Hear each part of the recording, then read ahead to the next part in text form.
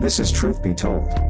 That not only are there reptilians here, new evidence of UFO fleets. We were close to nuclear war. To help you transform so that you can live your highest truth. We're not being told just because we're not ready for it. Geostations of frequency, vibrational. I was a homicide detective with LAPD. UFOs increase. Visitations.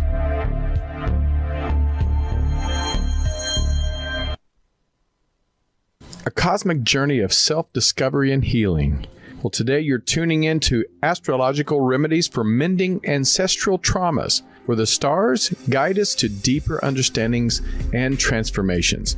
We have world-renowned astrologer Evan Nathaniel Grimm, where he brings a wealth of knowledge and unique perspective on how astrology can unlock the secrets of our past, heal generational wounds, and empower our future. Coming up as a speaker at the 2024 Conscious Life Expo. So whether you're an astrology enthusiast or just curious about how the stars can emulate the path to healing, this is the perfect place for you today. I'm Tony Sweet with Truth Be Told. Please welcome to the Truth Be Told studios for the first time, Evan Nathaniel Grimm.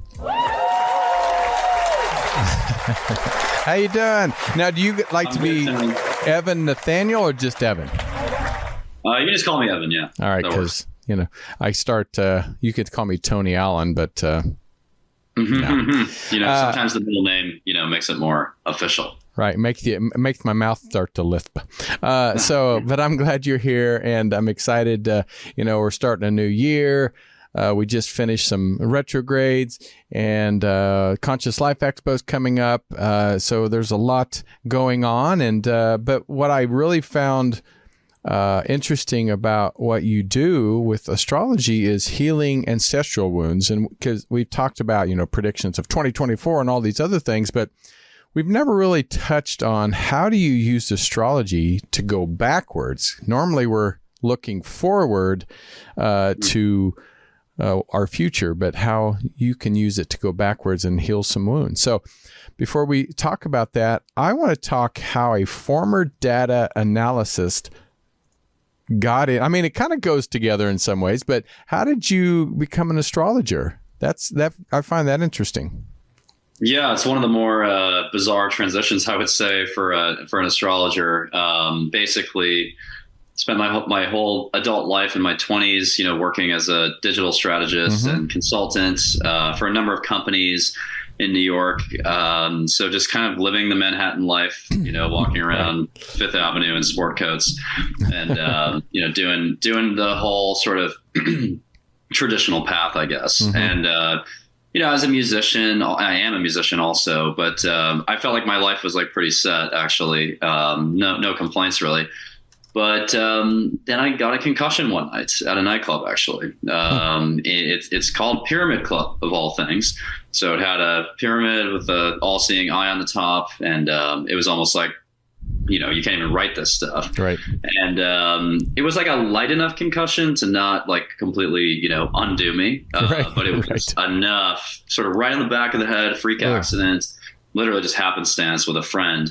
Our heads just knocked together. But anyways, ever since that night, one thing led to another. Collected a crystal at a CBD shop of all places, just unwittingly. Started connecting with a tree on the East River. I just got off my city bike and I was like, what is this tree trying to tell me? I don't really feel like it wasn't English, obviously, but it was trying to connect with me.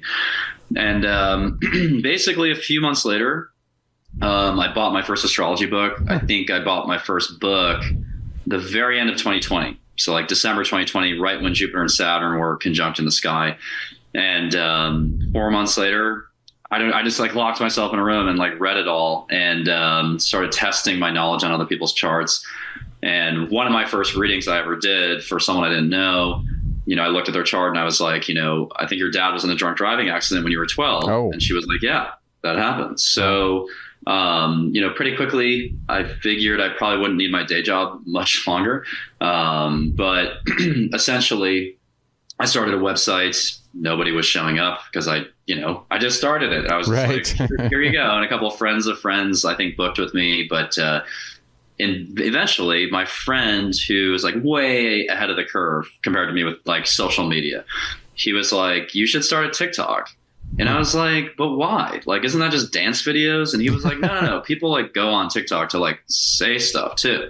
So sometime, midway through 2021, I started making TikToks, and I think like my third or fourth video got 1 million views. Oh, wow. And so ever since then, so it's been over 2 years now, I've just been pumping out videos every day on TikTok and Instagram and YouTube. And,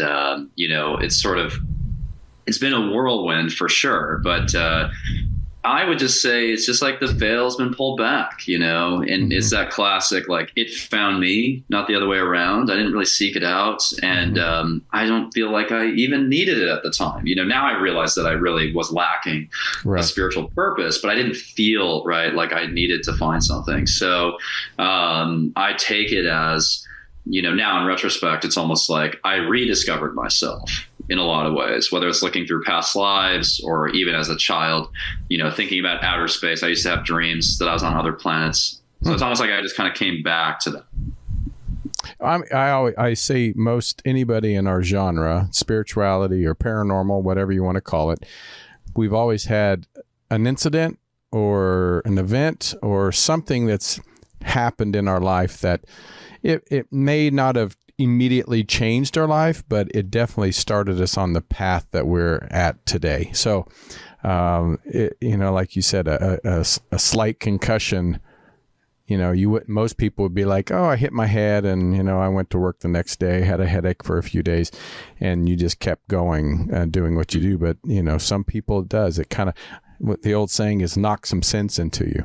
Yeah. And it was, it was like the irony of it is that I saw things so clearly after that, there was no confusion anymore. Right. Kind of set something straight.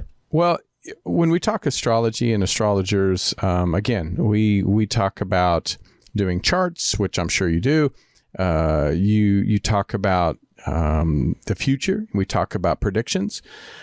I'm curious on how you started working with ancestral wounds and healing versus always just looking forward. Where did that begin?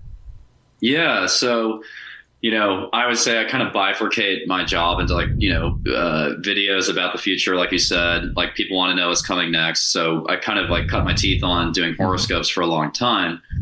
But in terms of readings, when I do one-on-one sessions with clients, I started to pick up on a lot of trends from, their past, and how with astrology, the true power of it, I think, is that we can kind of get under the hood of the car and say, all right, precognition, meaning maybe before the age of 7, right?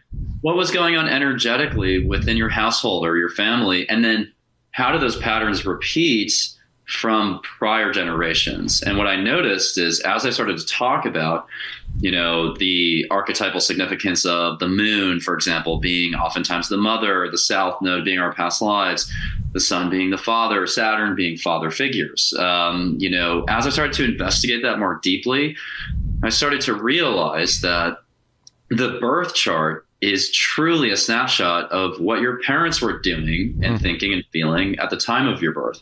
So yes, the birth chart is also an imprint of your soul. But then I started to realize no, but I'm starting to notice, and I looked at my own chart too, and friends' charts to find this in clients, but it's no, a lot of the themes in my parents' lives are evident in my chart, and I run into the same benefits and challenges as not necessarily their whole lives, but what was going on in my case in November 1990, and it's quite fascinating how specific it gets. And so what I realize is that it's part of our karma, and our parents and our ancestors reflect our karma. They're almost like a mirror showing us what to do and what not to do. And so oftentimes I go into these sessions telling clients, I'm seeing this type of wound, every generation here, a theme, let's say, of rejection, or a theme of self-consciousness, or a theme of hedonism or something, and it's archetypally significant in a way where, you could say in a chart, oh, I can see how the father may race motorcycles, but also I could see how you would be very hot-headed in the same aspect. would show up and manifest in you and your father differently, but it's the same theme of like, you know, how do you direct your competitive energy in that case? Right. So I think it's, you know, when people come to me, I don't think they always know why they're coming to me. I think they feel like they know, but they can't like quite put their finger on it. And I think most of the time people are trying to understand something in their precognition. They're trying to understand something that was what was really going on there at the time of birth, and how can I reset those patterns? Can we go back further, because most people don't know? Because I'll ask people, do you know your great grandfather? No, I don't know. I don't know his name. Grandmother? No, I don't. Great grandmother? No, I don't. I'm just one of those people that's a ancestry nerd. I've been doing my family tree for, say, I'm 54, probably since I was almost 40 years, because I was really young when I started asking. And I know when my great grandparents and great great grandparents, the day, the month, the year they were born. Can you go back and even get more detailed than just from your parents of the charts on how to even to see how deep those wounds go? Because I can imagine, you know, from the Civil War, you know, slavery to it depends on what they were involved with. Like, let's say even Abraham Lincoln, you know, being assassinated, you know, he had children and grandchildren and all that. What can we learn from going way back if you have the knowledge of those dates? Mm-hmm. Well, yeah, I mean, so I think there's many factors, but like, you know, even scientifically, right, we think about epigenetics, that sort of emotional experience and the mindset of ancestors and the stressors, like that shows up in your DNA. Right. But astrologically, what I've noticed is all the elements of your chart, or the aspects or the placements in someone's birth chart, can be sort of, you can infer at many levels going back generations, those themes, like you said. So for example, you know, maybe I'll see a chart where there is a religious theme, you know, someone seems to be quite religious or aspirational or idealistic. Right. And that particular individual is like, well, I haven't really been part of a church anytime recently, but my great, great, great, great grandfather was like a founder of the Mormon church or something. Right. And that's the kind of insight I found just by doing readings, you know. And so then I started to think about, you know, even one thing I find interesting is a lot of people who come to me either have been like were adopted or a parent was adopted. And what I've noticed with themes like that, a lot of prior generations will also maybe not know one of their parents, or, you know, they will have just been, they would have cut off contact with one of their parents at some point. So it feels like these things kind of recycle in a lot of ways. And, you know, I think that does have an impact on our psyche. So just to give an example from my own life, you know, it's like my father was adopted, and his father didn't know his biological father. You know, that shows up in my charts. Through many factors. And in my own life, you know, I do think that I have to learn how to feel safe, secure, without, you know, necessarily that safety zone or that parental zone, right? So that's how it shows up, I think, in people's lives, but they don't think about it that way, right? So like, why would it matter that my father never knew his biological mother? Right. You know, I do think that affects the way that I approach nurturing in both directions. That's amazing. And what I find fascinating, like you said, you know, my seventh great grandfather was one of the signers of the Declaration of Independence. I didn't know that until just maybe 10 years ago, when we finally had a breakthrough through DNA and just another side of the family.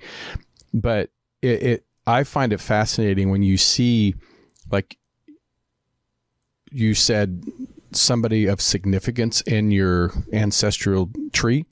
And then there's almost like a broken branch to where one side of the branch goes on to do amazing things, and the great grandsons and great granddaughters just, you know, they're wealthy and they're successful. And then there's another branch that for some reason it seems like it gets broken, where, you know, it could be alcoholism or depression or lower income, whatever it is, they just feel like they're struggle. And I find that fascinating. What you're doing is those people could go back and figure out where did the branch get broken and hopefully heal from that wound. Yeah, and I think about astrology as archetypes, and within each archetype you have a higher and a lower expression. Right. And I think that's part of the gift of astrology is, you can look at a chart and say, maybe I'm seeing a theme of alcoholism in this family, for example.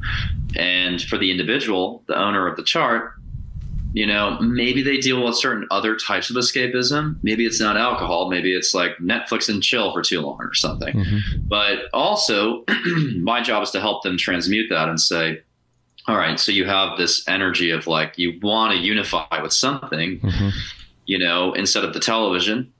What if you spiritualize or you create something of your own? And I think but I think it adds more power when you show them the connection to the family, and it almost motivates them to say, oh, I don't want to be like, or maybe I do want to be like my parents. Because obviously for some people, the parent is an incredible role model. But in other cases, it's like, oh, I don't want to repeat that. Right. I don't want to repeat that. And one thing I wanted to add, though, is kind of another layer, is a lot of charts will show that generations have kind of like veered away from the original mission. I've seen, for example, charts where there is like sort of a spiritual energy, but it's being like yanked away by something a little bit more almost like overly pragmatic. And I'll talk to someone and say, do you have any spiritual people in your family? And it's like, no, everyone's an atheist. Absolutely everyone, going back to my grandparents. But I find a draw to spirituality. And then I can say, well, I'm seeing that there's probably a grandparents here and an ancestor who probably was a preacher, maybe was a shaman, and so the native's job all of a sudden, the native just meaning the owner of the natal chart, the native's job is to kind of rectify that. Because I think about astrology too, is like it's a balance that we're trying to strike. A lot of people come into this world with, again, you can almost say burdened a little bit by the parents going too far one direction, where it's like all science, or maybe for some people it's almost like too much of just spiritual, and it's like no groundedness. And so I think for the individual, it's really about, again, moderation, exploring the sort of spectrum of the duality and the polarities. And I think that's the path that, I think about the middle way, right? I ascribe to the middle way. Like, I don't think anything is really extreme on either side. We shouldn't pursue either. Well, in astrology, which planets, I know we touched on it a little bit, which planets and houses or aspects of most commonly associated with ancestral healing, and how are they associated with the healing part of it, and why are they so important? Yeah. So there's many indications. Some astrologers will have their own techniques. I have my own, which is I started with what I knew to be true based on the textbooks. So, for example, Chiron is an asteroid associated with our wounds, like directly. Like that will show us it's the wounded healer. And so it's kind of showing us where our weakness needs to be tended to, where we feel insecure, where we feel vulnerable, and how we can alchemize that into something of a strength. So Chiron will show us, again, like where we may almost feel like not even good enough or insufficient in a certain area or whatnot. So that can almost speak to some of the literal wounds that are going on.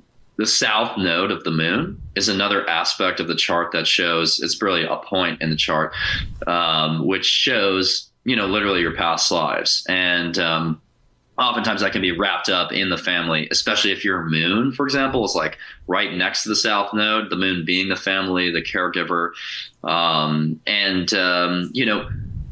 that, though, the truth is, and this is something I've arrived at, and I don't think every astrologer would agree with me on this, but this is something I've backed up with enough data, meaning sessions and observation of like other public figures' charts.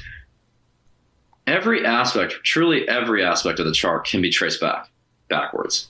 Like there's really nothing in there that is divorced from your family, because it is like, a holistic thing. So for example, like if you see like Mars being the planet of aggression and action, squaring Pluto, which is a planet about power and destruction. Oftentimes that type of aspect would indicate, there's been a history of maybe crime in that family or punishment or, even like being accused of something, kind of like, let's say the Salem witch trial kind of energy. And so I've done sessions like that where I say, I think that both you and maybe your family have been accused of things in past lives like that. It's like kind of witchy stuff. And they'll corroborate it with like what psychics have told them or past life regressionists. So it's almost like, again, the family is inextricably linked with our past lives. Oh, wow. So the things that your parents and grandparents struggle with are the same things that you've had to figure out in past lives and still try to get right karmically to balance that out. So again, I think it's such a rich document, and it just consistently bears out. The other thing I would say about that is sometimes the roles reverse. So I've seen aspects in charts that indicate maybe the child was the parent last time. And for a lot of clients, that is like a breath of fresh air, honestly, because they kind of think about, why were my parents so incompetent and whatnot? And you can see with Pluto, for example, Pluto being transformation, I've oftentimes find that Pluto and the moon together will indicate that there was a reversal of roles, or maybe the parents were siblings. If you get like a lot of Gemini energy in the chart alongside the moon, and I think that can really help reframe someone's thinking. Yeah, no, I in this lifetime, my mother has passed away, but even when she was alive, even as a young teenager, I always felt like I was the parent of my mother, which is funny because I thought about that years later when I started talking to people like yourself about, probably spiritual families, that go different lives that, what do they call it? Spiritual group or something like that. I can't remember the name of it, but that we travel to each lifetime together. And I'm like, I must have either been a parent before and it just kind of came to this life. So hopefully maybe next time, Yeah. No, I love the way you put that. I think it is sort of part of a soul family. Soul family. That's that's it. Yeah. Yeah. And, I think a lot of people, I work with a lot of psychologists too. And I'm curious, have you ever, or what's your thoughts on how do you see astrology complementing, traditional therapeutic approaches when it comes to ancestral healing? Yeah, I would definitely say I'm a both and person rather than either or. I think they can complement each other because, I think with astrology, it's actually really good to, I would almost say as a starting point, right, to kind of set the framework and say, okay, because look, the gift of astrology to me is that we can find things out without asking the client any questions. So when I go into a session with someone, I don't want them to tell me anything about them, honestly. Like I want no biases. And so what I do is I channel, obviously I look at the chart too, but I'm channeling, and eventually they say something like at the end, you just read my therapy notes basically, and I think that astrologers can sort of, pinpoint, again, the themes and the experiences that maybe the client would like to dig into further with a therapist or a psychologist. So the benefit of therapy is that they can actually talk it out, because in my sessions, typically, there's not really like always a ton of dialogue, because the client just wants to hear what I have to say. But I think in therapy, it's a little bit more of like, let's work this out, right? And ask questions and, really work through our internal dialogue. So I think an astrologer is kind of like throwing the ball, and the psychologist is dunking it. But I really think it starts with astrology. I'm sure there's some psychologists out there who's like cringing while they watch this. But, I would vote astrology is going to give you the parameters like pretty solidly of like, again, the other thing with psychology is that sometimes the patient won't know about the experience that I'm talking about. They wouldn't have been able to arrive at it themselves. But if you go into the chart and you say, for example, I see that, one of the parents may have had affairs. They may not have been that like committed to the partner. Right. May have been a lot of lies, and they may have been hiding something else. That can be really clarifying for the client to finally connect the dots on that and say, oh, you know what? I've had problems like that too in relationships or something. So I think it like makes connections in the brain that, again, I don't think we can always depend on. I've interviewed many people that have either studied abductions or have been abducted on my show. And then somebody eventually writes a book about case studies. I'm curious, with your work, have you ever thought about writing a book about the case studies of your clients? You don't have to name them, because a lot of people want that evidence and similarities, of each client to see where they can heal and how they're healing. And so, what is your take on case studies? And can you give us maybe an example or two of one of your clients that very similar to each other through their healing through trauma or ancestral trauma? Yeah. So, the book idea is something I have been stewing on. Right now, I'm actually writing a book, which is more so like about the past couple of years of making this transition. But there's basically what I want to do is obviously like, there's a, client privilege is a thing, right, but like insofar as I get permission, eventually I would like to document, like literally just like transcriptions, like just transcribe all the recordings and all the meetings and all the readings and, try to codify literally like ones and zeros, like what percent of the time was this assertion I made correct or accurate, mm-hmm. and I get into arguments all the time with like astrophysicists and scientists. Like I actually kind of love provoking them online. And whenever they come at me with like, well, where's the evidence? Like my honest answer is, look, the evidence is like sitting on, all these recordings, but, I have to go through the undertaking of like getting consent, getting permission, transcribing. And honestly, I would happily offload that project to a third party who has no skin in the game and literally just read through it. Was this right? Was this wrong? Right. The percent, what's the batting average? And I know the batting average from my memory would be very high. But in terms of examples, I see them every single day, absolutely every single day. So, there again with archetypes, it's so fascinating how it works. So, I've seen charts where, let's say, somebody has Mars and Mercury opposite each other or something, which is like a pretty, impatient and busy aspect. It's like, well, you can see there that maybe the parent was smoking a lot, actually, with that case. Maybe they were drinking if Mars is in the 12th house. Maybe they were, again, like racing, driving really fast or whatever. Mm-hmm. And then you find that the client has some of the same traits as their parents. Maybe they're impatient. Maybe they kind of have a lead foot. Maybe they just go out drinking a lot sometimes. But eventually, when you see with astrology, it's like, hey, but the 12th house doesn't just have to be escapism. It can be spirituality. And so it's like, in that case, the client trades spirits for spirituality. And that's a powerful transition, right?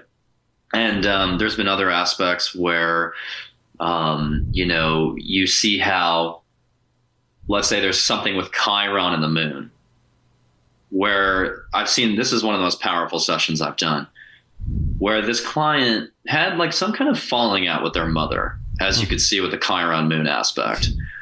And they just weren't on good terms with their mother for ages, decades.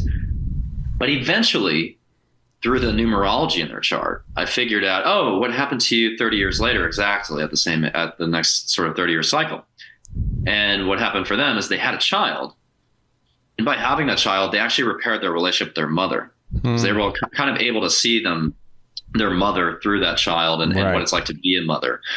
And this is showing up like clockwork in charts about how these themes not only get passed down, but they can be rectified and healed in the lifetime, within that person's life.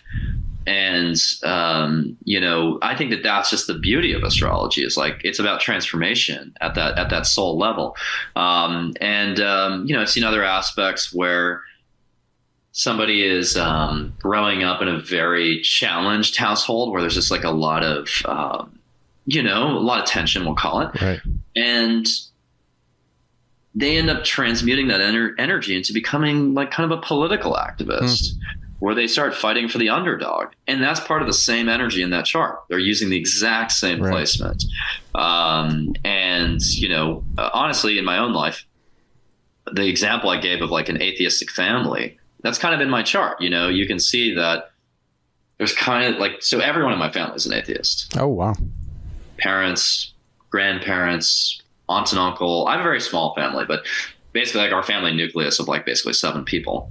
I'm sort of like the renegade at this point. And for them, it's been very hard to accept that I've made this transition to astrology. But you can see in my chart that I'm supposed to bring back some of the intuitive power, because like in my chart, you can see my parents were musicians. You can see that with the 5th house stellium and Scorpio that I have, even down to like the fact that they would be kind of to the side of the stage because it's in Scorpio. So they're kind of bass players. So they're in the shadows a little bit. They're not in the spotlight. But anyways, I kind of tapped into that creativity as a musician. But in my chart, you can see that there's somewhere deeper it's supposed to go. Maybe even becoming a creative conduit for the divine, you could say. And, and developing a firm conviction around that spirituality in a way that shows up in the chart. So in my chart, for example, I have a lot of aspects that are associated with the Crusades. Wow.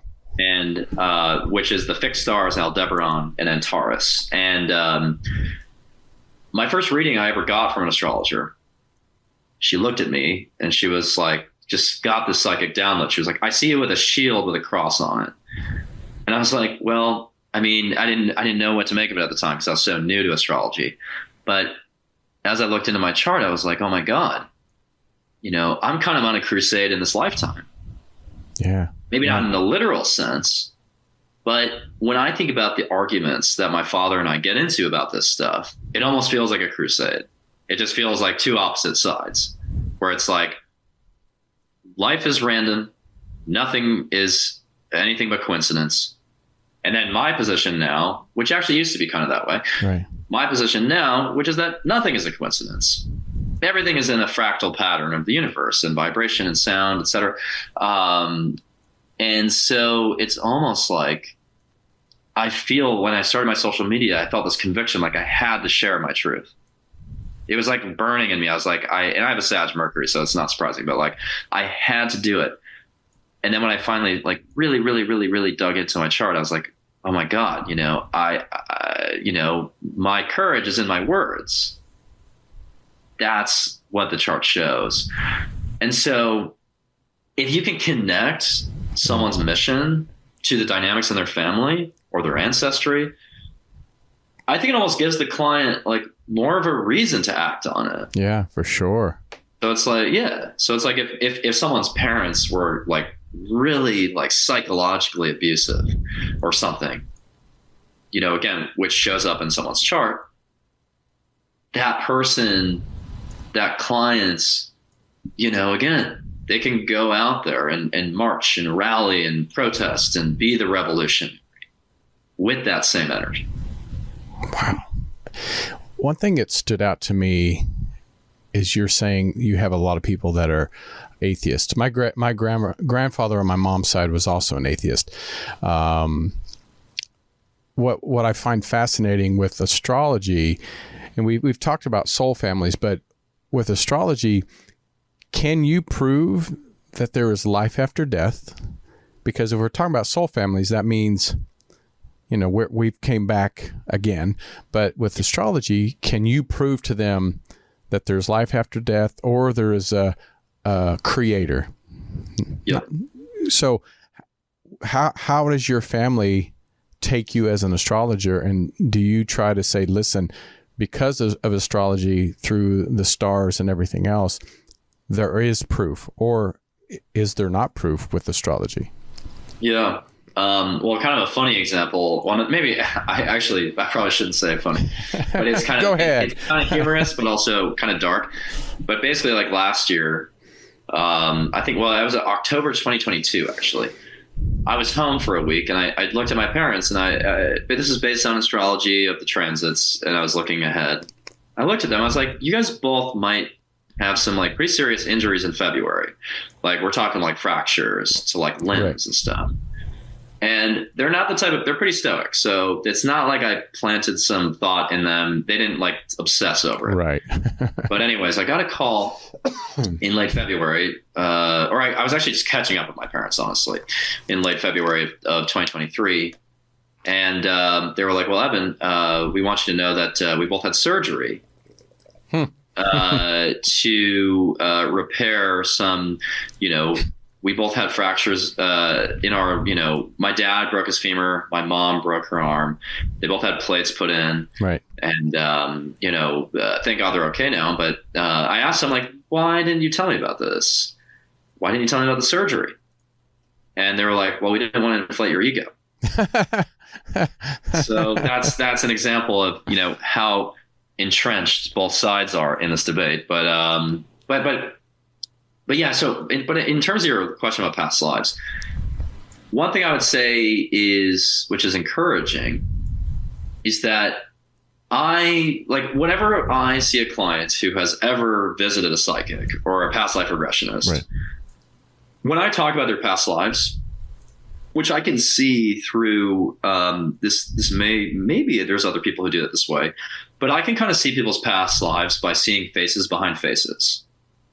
So if I'm looking at someone for enough time, let's say it's an hour-long session, eventually it's kind of like tree bark. I start to see like another face behind the face, and I'm like, oh my God, you were a theologian, or you were a scientist, or you were a pirate. I straight up have told someone they're a pirate.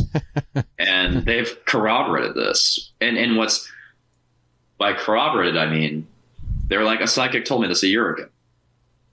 Or I'll say to someone, what's this car accident all about?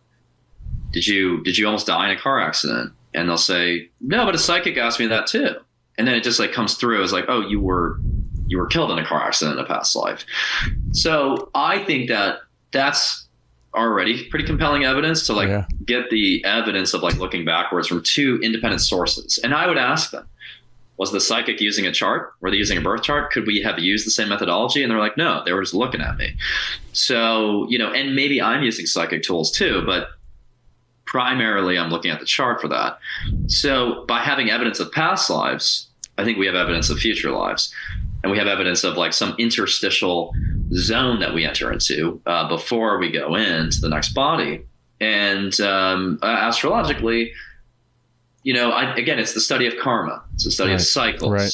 And, you can see how these themes continue onward through the generations. But I think that is the strongest evidence, and I think, reading into future lives, I've seen, for example, in talking about ancestors' charts, you can look at charts of ancestors as long as you have their birthday. I think sometimes for some placements that's good enough. So I've done that. And I've seen ancestors' charts where, let's say, when they pass away, their progressed north node is on my sun or something. Or, for example, my mother's north node is on my moon.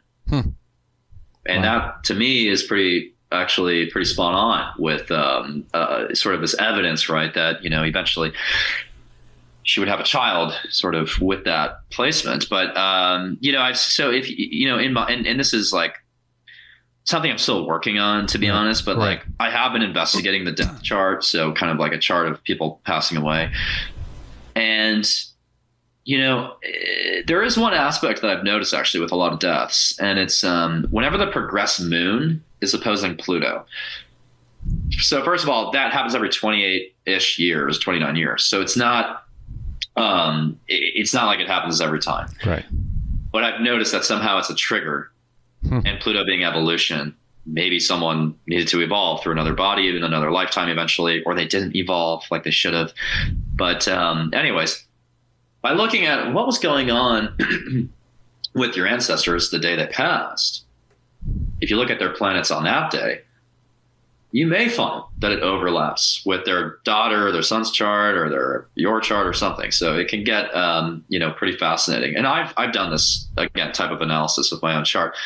And, for example, everyone on my mom's side of the family has a planet at 7 degrees of Sag, including me. Everyone. So my mom's son is on my Mercury, and her grandfather, his Mars is on my Mercury, and her sun. Exactly. It's like, well, the odds of that are pretty small, right? Right, we're talking about 360 degrees and like planets that move quickly, not like Pluto or something. Right. So yeah. Well, that's great.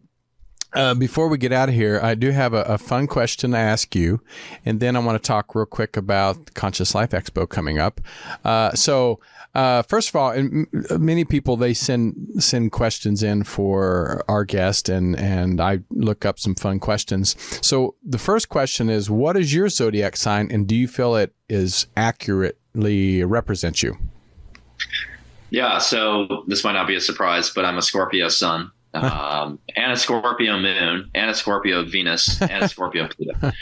So, Scorpio is obviously, we look into the metaphysical, the mystical, and, we go through transformation. It's like we get locked in the patterns for years. I was like financial researcher basically for years, and then pop, concussion. Now I'm completely, I wouldn't say like a different person, but I just like I'm doing something completely different. So, I think Scorpio fits.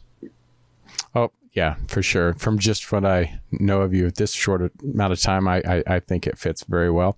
And I'm a Sag, so when you always say that Sag, that's me. Oh, yeah. Yeah. Just Maybe had a birthday about a month ago. Yeah. And then the other one is, let's see, where'd it go? Oh, here it is. And what zodiac sign you find is most compatible with you, if it's friendship or relationship? Yeah. I would say Taurus. Taurus being the opposite sign. I think opposites do attract in astrology. And also Capricorns, because I'm a Cancer rising. So, for the viewer, whatever sign occupies your 7th house, your descendant, that can indicate partnership. But a lot of times I find that also Scorpio risings, because the rising sign, if I have a stellium, like I do, like a bunch of planets in one sign, if I meet someone with the rising sign in that same sign, it's like kind of like a magnet. So, yeah. Well, in about 1 month, the Conscious Life Expo is coming for, I think it's 4 days, and it's always a great time here in Los Angeles at Hyatt Regency, or is it Hilton? Is it Hyatt? One of the two. One of the two. It starts with an H. That's all I know. But you're going to be speaking on Friday, February 9th from 8 p.m. to 9:30 in La Jolla Room. And it's called Healing Ancestral Wounds with Astrology. So is kind of what we're talking about today, and how in depth do you get in your speaking? Yeah. It's going to take the bones of what we talked about today and just kind of expand them out. It's going to be very much like cutting edge emerging research. And it's something I have to talk about because, I made some posts like a year ago about some of these things, like just on Instagram. And it was like very clear to me that like this is not something that a lot of astrologers focus on. So no, they don't. I almost feel like I have an obligation, honestly, to just like stop hoarding the knowledge I've gathered through my sessions and share it with the world. So I'm excited to basically show people again what's under the hood of the car and what is the true deep healing that everyone needs in their life, which again goes back many generations. Well, make sure you get your tickets because I'm sure that's going to be full. And, if you always buy in advance, you can get discount tickets and you can get them at the door, but you're going to pay full price. So get them early. Just go to consciouslifeexpo.com. And so the one last question, I'm sure there's a lot of people that are listening today or even down the road, they're interested in doing this. And so what are some practical ways that, an individual can get started on this, not necessarily always going forward, but looking back and finding out how they can heal some of the ancestral wounds? So where do people start? Yeah, I mean, so basically think about their chart, just think about your chart as a parallel river in a way, where anything I describe or anything that a client or person can infer about their own chart, they can apply that theme to their parents, their ancestors reliably. And it sounds crazy, but it's actually true, because I think if you believe in synchronicities, or if you believe in astrology, you believe in synchronicities, pretty much. If you believe in synchronicities, then everything is connected. So I think to anyone listening or watching, it's a matter of investigating your own chart, if that's what you feel comfortable with, and then think about, how does this mirror something, not now with my parents per se, but back then? And even ask your parents, what was going on in your lives? How were you actually feeling at the time I was born? You know, because people change, obviously. Some people, the marriage was messy at the time. Right. Parents figured it out. But if the marriage was messy at the time, that's showing up in the chart. And you carry some of that energy with you. So really getting into the psychology, and I know some people's parents would never really talk about these things, but like just asking, you know, the mother, were you in love with dad at the time I was born? And a lot of people are shocked, I'm sure. They're like, well, yeah. So that insight, those types of insights are, I think, informative for that individual's group. Well, I even my parents, my oldest sister, she's 8 years older than me, and she was born in September. Took me for years that I was like, okay, they were married in February of 61, and my sister was born in September of 61. I'm like, hey, you guys, I was like, it was not planned. So yeah, for sure, that was kind of like, well, I guess we have to. Yep. So even that will show up for sure in the chart too. I'm sure. Well, how can people find you, follow you? I know you have TikTok, Instagram, your website. Where can it go? Yeah, I mean, so if you Google Evan Nathaniel Grimm, a bunch of results will show up. But my main website, in terms of like my hub for all my links, is actually evannathanielgrimm.com. My website for readings is innerworldsastrology.com, but essentially Evan Nathaniel Grimm is my main site. And I'm on Instagram as Evan Nathaniel Grimm, same for TikTok, same for YouTube. So yeah, that's where you can find me. Well, Evan, thank you so much. I hope you come back. I really enjoyed talking to you. It's fun to talk about topics that I've not really touched on. You know, after almost 1,000 episodes, you've kind of touched on many subjects. So this was one that we've never really talked about. So thank you for bringing that to the table. Yeah, and thank you for having me, Tony. It's a great show, and hope to be back soon. You will. And thank you, everybody. Please go get your tickets for Conscious Life Expo. Go to consciouslifeexpo.com.